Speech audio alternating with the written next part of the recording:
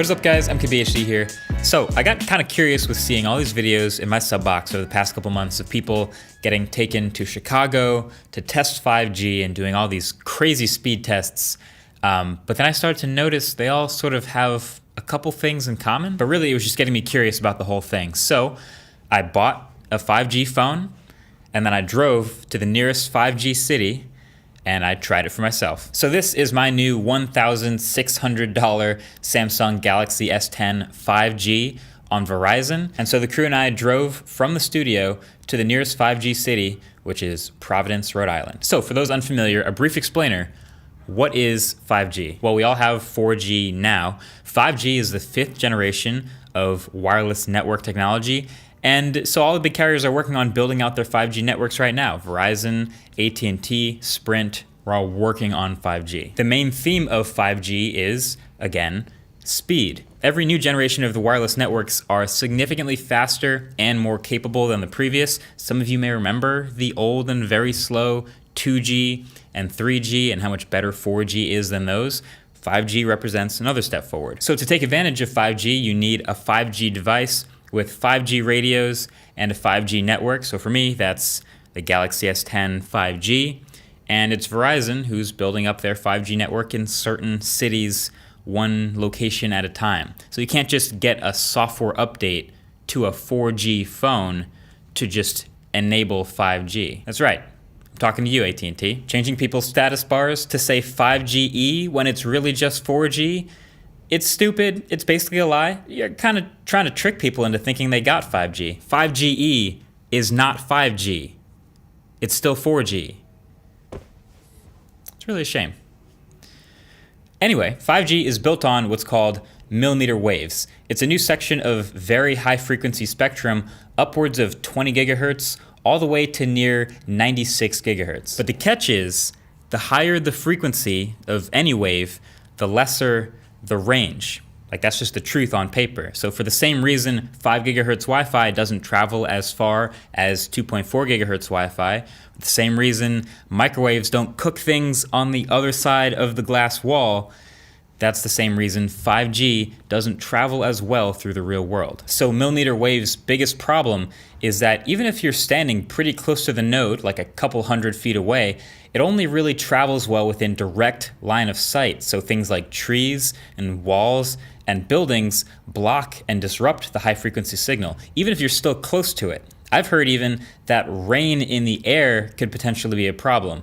So this is why I wanted to test this for myself. So we drove to Providence, Rhode Island, which is on the growing list of Verizon's 5G cities. It's not the whole city that's one big 5G hotbed. It's only certain areas sort of tucked away. Happens to be near Brown University where we found one of them.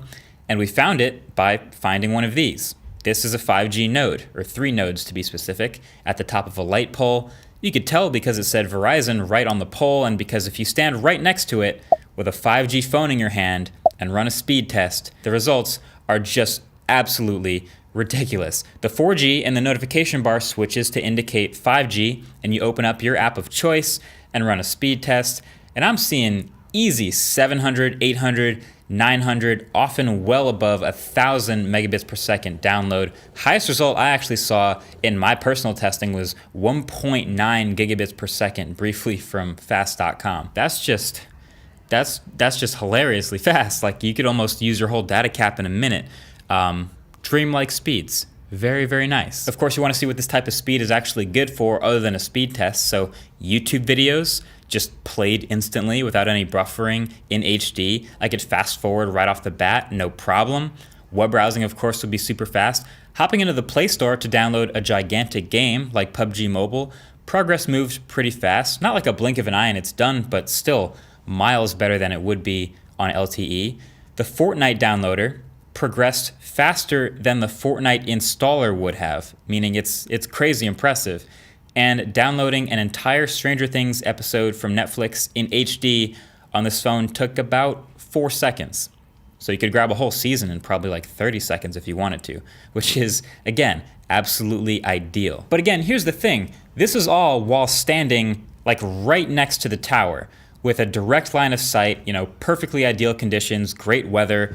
Once I left that, it kind of broke down pretty quickly. So right around the corner of this brick building, just to get into the shade, so literally maybe 75 feet away from the node, but behind a wall, I'm getting much slower 5G. It's still 5G, but you can see the numbers here. Now, I mean, it's kind of crazy to call 200, 300, 400 down slow, but compared to what I was getting before, that's a pretty big difference to basically cut your speed in half just by walking a couple meters down the block. And I also noticed just by walking halfway down the block, I'd start bouncing back and forth between 4G and 5G. And like, it was frustratingly inconsistent. Even when I did have a line of sight with maybe a tree or two sort of nearby, my phone would drop 5G and then jump back on again. And you could see it in the notification bar. It would drop back to 5G and then back to 4G. And then when I was on 5G and I ran the speed test, it would be great. I'd get 1,000 down again, which is awesome. But when I ran it at 4G, I would get 4G speeds. And it's really good 4G speeds, but it was just weird getting those results back to back, like half a block away. And when I waited a minute, I'd suddenly get 5G again and get 1,000 down. So what's the solution for this? Well, as we understand it, basically just putting a lot of nodes all over the place. So essentially to maximize coverage and improve technology so that when you move behind one obstacle or sort of drive through a city, you actively switch between nodes that you're connected to. Kind of like we do now with 4G towers, but just much faster. And I think that's the part that kind of scares people. It seems like a brute force way to actually go about fixing the problem, but that's the current plan, is to just blanket areas with these lower powered cells that let you switch between them very, very quickly instead of one giant 4G tower like you have now. My gut feeling is that an infrastructure where you cover an entire city and eventually an entire country in these little nodes is going to be incredibly expensive and probably take a very long time, like years. So it's a long way off. But here's another thing to notice. Even with me standing right next to a 5G node and holding a brand new 2019 5G phone, there were still some drawbacks to notice. The main three are heat, battery, and upload.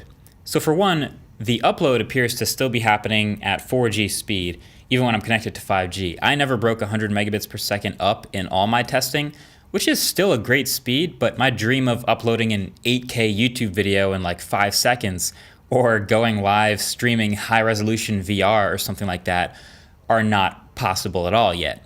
Now, you've probably also noticed the ping is still at 4G levels too. The goal is to get this down to a millisecond or less, but that isn't happening yet in these tests either. And then heat and battery are something that this phone seemed to specifically suffer from when I was testing. I started my day when we got to Providence with 75% battery, did all my testing, and that maybe took about 4 or 5 hours. And when we finished, I was at 21% battery, and the phone was warm to the touch the whole time. This is why you see 5G versions of phones coming out almost always have a larger battery than their normal 4G brothers, including the Galaxy S10 5G.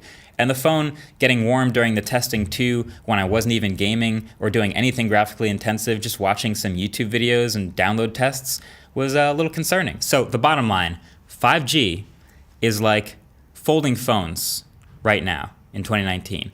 Clearly not ready yet, but when you use it and you get just the right use case and you're at just the right space, you get this amazing little glimpse into the future that you wish was ready for right now because it's so great, but it's not, and currently the cons sort of outweigh the pros, and I wouldn't spend extra money on it right now in 2019. The future of 5G is really bright, assuming, the infrastructure happens and it isn't too obtrusive, and that's a big assumption.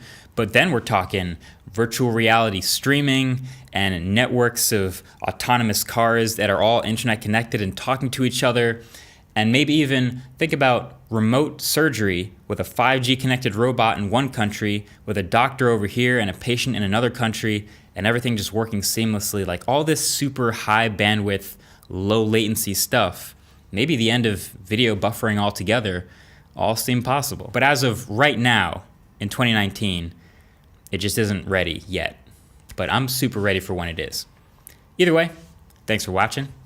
Catch you guys in the next one. Peace.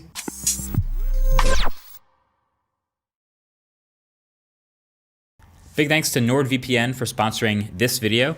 So what is a VPN? A virtual private network secures your internet traffic, encrypts it, and routes it through a remote server while changing your original IP address. So essentially, it protects your data from anyone trying to snoop on it. Privacy is one of the biggest concerns online, and with how much I travel, especially lately, and how much I use public Wi-Fi and hotel Wi-Fi, a VPN feels like a no-brainer. So NordVPN for sponsoring is offering 75% off plus one additional month free for using the code MKVPN. So if you're even a tiny bit worried about your online security and privacy, take the first step and check out NordVPN. Thanks for watching. Catch you later.